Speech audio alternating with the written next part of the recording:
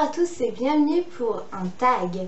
Donc ça va être le portrait chinois l'ivresse instauré par Marine de Tartine aux pommes que j'adore regarder et comme vous ne me connaissez pas encore, je pensais que ça allait être une bonne idée de le faire. On va commencer tout de suite pour pas que ce soit premièrement, si j'étais un livre, je serais Elana de Pierre Bottero, donc le tome 1 du Pacte des Marchands, qui est juste magnifique. C'est un de mes romans préférés, c'est certain. L'auteur a réussi à m'embarquer dès la première phrase. Voilà, et j'ai pas réussi à lâcher le livre, j'ai même pas réussi à lâcher la trilogie, c'est pour vous dire à quel point j'ai aimé. J'aime tout. Le style de l'auteur, la couverture, l'histoire, magnifique. Tout. La portée philosophique du texte. Une couverture, donc j'ai eu beaucoup de mal à savoir laquelle je vais prendre, mais j'ai décidé de prendre donc Le Regard des Princes à minuit d'Eric Lhomme, tout simplement parce que c'est mes couleurs, c'est l'ambiance que j'aime. Je trouve le fait que le titre soit en constellation juste l'idée la meilleure au monde. Voilà, le contre-jour et tout ce que j'aime. La tranche, juste la couleur est magnifique. Et c'est vraiment un objet livre divin. Rien que le fait que le résumé soit comme ça, j'adore. Les étoiles, voilà, tous. J'aime ce livre. Donc une maison d'édition, pour moi c'est Gallimard. C'est la meilleure maison d'édition, je trouve. Gallimard Jeunesse, hein, s'entend, parce que bon, il y a Folio aussi que j'aime beaucoup, mais c'est assez différent. Et oui, Gallimard Jeunesse, puisque ça fait Le Monde de Narnia, Harry Potter, des livres. Il y a mes auteurs français préférés qui sont publiés chez Gallimard, Timothée de Fontbelle, Eric Lhomme, Jean-Claude Monleva, Anne-Laure Mondou. Il y a des livres qui sont des coups de cœur, mais Max de Sarah Cohen Scully. Enfin voilà, il y a vraiment, c'est vraiment une maison d'édition, même si j'ai eu quelques déceptions par rapport à certains livres que j'ai pu lire. Voilà, les coups de cœur sont... Voilà, c'est ma petite maison d'édition d'amour. Petite, oui, Bertie. Un auteur, encore, je vais prendre Pierre Bottero. C'est mon auteur préféré, vraiment il n'y a rien à dire dessus. Il n'y a rien à dire tout court, c'est son style d'écriture, sa manière d'écrire. C'est vraiment lui qui m'a fait prendre conscience que j'aimais la lecture, que j'aimais la littérature. Parce qu'avant j'aimais lire, il n'y a aucun problème avec ça, mais j'en avais pas conscience. Et oh mon Dieu, c'est toute sa bibliographie, hein, même ses premières œuvres. C'est magnifique, quoi. Tout est rempli d'humanité, de poésie. Oh là là, c'est juste sublime. C'est vraiment beau. Pour le best-seller, j'ai pris Inferno de Dan Brown. Et oui, un petit polar. Bon, ça va changer de la jeunesse. Parce que ce roman est génial. Il m'a fait haleter, il m'a fait courir avec les personnages. Déjà, la chute, juste les doubles chutes de Dan Brown, c'est le Graal. Et l'intrigue est géniale, on est pris dedans, on est pris avec les personnages. Du coup, vu que Robert Langdon, c'est le 4e tome dont il apparaît un peu, et David Chicode et tout, on s'est attaché à lui, donc c'est encore plus facile de le rentrer dans l'histoire. Alors déjà que c'était super facile, là, alors, on rentre, mais genre... comme sous l'eau, quoi, c'est fou. Et l'intrigue, enfin une partie de l'intrigue se passe à Florence. Florence, c'est ma ville de cœur. Voilà, j'aurais dû naître à Florence, je pense, parce que j'ai...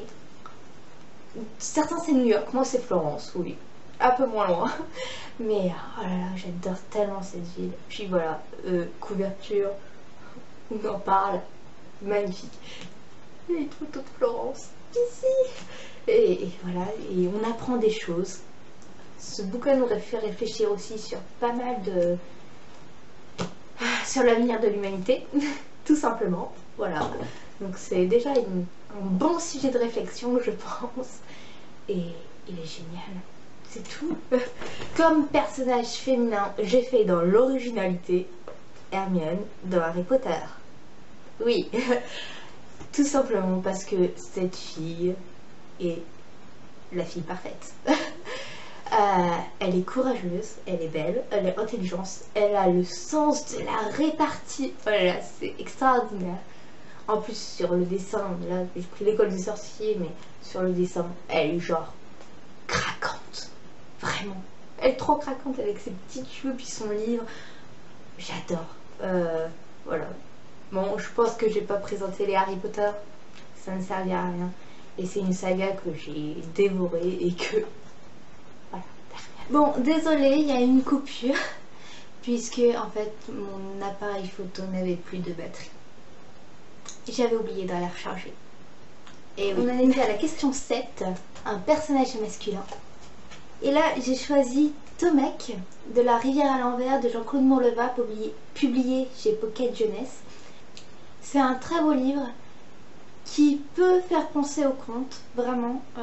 La plume de l'auteur est également sublime. J'adore cet auteur d'ailleurs.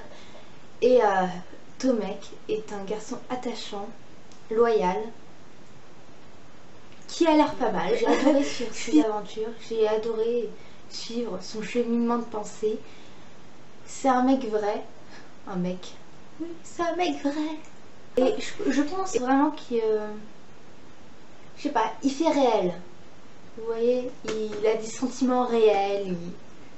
Je pense qu'il pourrait exister dans la vie réelle. Ouais, ça serait cool. Parce que c'est un peu le mec idéal en fait. Enfin, pas totalement non plus, mais il est pas mal. Si j'étais un marque-page, je serais celui-ci. Alors je sais pas si vous allez bien voir, et je sais pas du tout si mon appareil photo fait focus, mais il est trop beau. C'est un marque-page magnétique, un des seuls que j'ai d'ailleurs, et j'adore. J'adore. Je sais pas où je vais en acheter d'autres, mais si j'en vois, je l'achète. Voilà. Parce que c'est trop bien ce truc. Et c'est un chat. Alors moi, on me dit chat, j'accours. Genre je vole quoi. Et là il est trop craquant. Il est trop mignon. C'est un petit chat. Il est tout petit. Il est dans une espèce d'écuelle, dans un espèce de seau. C'est trop chou. Bref, et c'est un marque-page super. Que j'utilise surtout pour les poches, mais pour tout franchement. Ce marque-page de toute manière, il est sur ma table de chevet. Comme ça, si j'ai vraiment besoin de quoi que ce soit, si j'ai besoin d'un marque-page, il est là à portée de main. Il marque super bien les pages, j'ai jamais eu de problème avec ça. Marque-page parfait. Ensuite, un résumé, une quatrième de couverture. Dans cette catégorie, j'ai décidé de choisir la quatrième de couverture du Garçon en pyjama rayé de John Boyne, publié chez Folio Junior, qui est trop bien, encore une fois. De toute manière, là, je vous présente les livres qui sont tous mes goûts. Donc, il n'y a pas de problème avec ça, c'est un livre génial, vous pouvez y aller. Et la couverture m'interpelle toujours, sans qu'elle soit non plus magnifique, elle m'interpelle vraiment. Et elle est très belle d'ailleurs, de toute manière. Donc oui, elle est magnifique.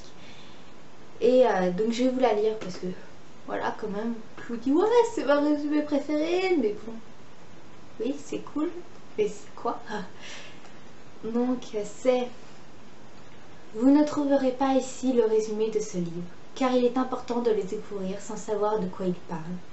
On dira simplement qu'il s'agit de l'histoire du jeune Bruno, que sa curiosité va mener à une rencontre de l'autre côté d'une étrange barrière.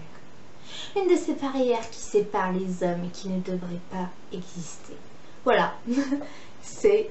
J'étais un accessoire de lecture, je serais un plaid. Enfin, mon plaid. Donc c'est un plaid tout simple, uni, qui vient de chez Maison du Monde, je crois, qui est tout doux, qui est trop bien, qui est trop chaud, qui... Parfois je m'en mets en mode cape d'empereur, enfin voilà, c'est le plaid, le truc à voir. Si je serais une booktubeuse, un booktubeur, je serais probablement Audrey du Souffle des mots. J'adore cette fille, elle fait... Enfin, elle est gaie, elle est dynamique, je sais pas, elle transmet de la bonne humeur. Et j'ai envie d'acheter tout ce qu'elle présente, c'est horrible.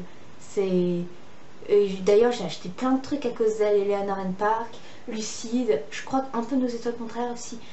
Enfin, puis plein d'autres. Enfin, Quoi d'autre d'ailleurs? Je ne sais pas. Je ne sais plus. Le livre de perles, bien sûr.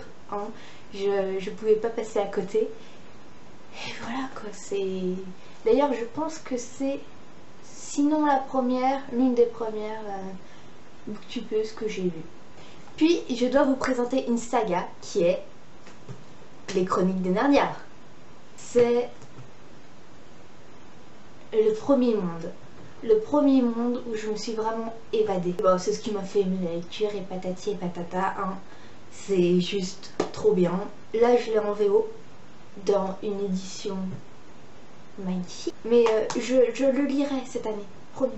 Peut-être pas tous, mais je recommencerai la saga. C'est clair parce qu'elle me manque énormément. Trop. Et il y a même des livres, je m'en souviens quasiment plus. C'est quoi ce bordel, Bertie? C'est ta saga préférée, mais voilà. Et je dois vous présenter un classique de littérature que je n'ai pas puisque j'ai prêté à une amie. Bac de français oblige. On essaie de lire des classiques. Et c'est L'étranger d'Albert Camus. Alors, L'étranger, je l'ai lu 2 fois quasiment à la suite. La première fois, j'ai suivi l'histoire et je l'ai trouvée très belle. La deuxième fois, j'ai la révélation. Oh, mon Dieu, c'est trop bien. C'est...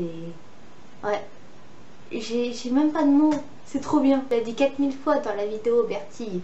Essaye de changer un peu. Hein. Non, vraiment, L'étranger. Faut le lire pour le comprendre. J'ai pas de mots pour décrire ce que j'ai ressenti en lisant surtout une deuxième fois ce livre. Vraiment, la psychologie des personnages a tombé par terre. Vraiment, a tombé par terre. Camus est vraiment un grand écrivain. Un grand homme et un grand écrivain. Il mérite son prix Nobel de littérature. Vraiment. Beaucoup. Et bien voilà, à présent ce tag est terminé. J'espère qu'il vous aura plu. En tout cas, moi, il m'a bien amusé. C'était assez sympa. Bon, j'ai eu quelques problèmes logistiques, vive la batterie. Et à bientôt pour une prochaine vidéo.